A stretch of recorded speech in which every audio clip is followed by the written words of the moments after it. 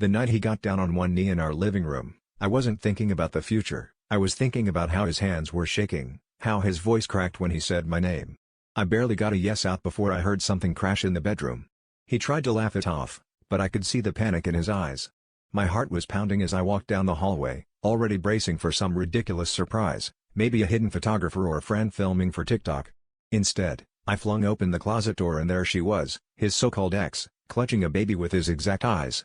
And in her other hand, a birth certificate with my name printed under mother. He started yelling, begging me not to jump to conclusions. She was silent, just staring at me, daring me to ask the question. My brain was on fire. Was this supposed to be a prank? Was I hallucinating? He kept saying it's not what it looks like, repeating it over and over like if he said it enough, it would become true. But the baby was real, and so was the name on that paper. I wanted to scream, to cry, but I just stood there, staring at the tiny face that looked too much like him to be a coincidence.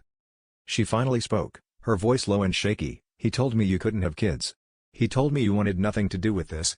She shoved the certificate into my hands, and my own name, my full name, burned into my skin like a brand.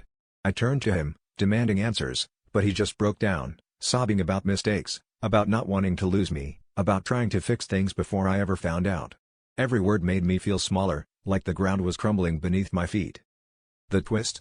I'd convinced myself for years that my worth was wrapped up in him wanting me enough to propose.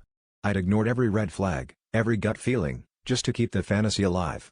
Standing there, ring still on my finger, I realized the betrayal wasn't just his, it was mine too, for letting myself believe lies just because they were easier than the truth.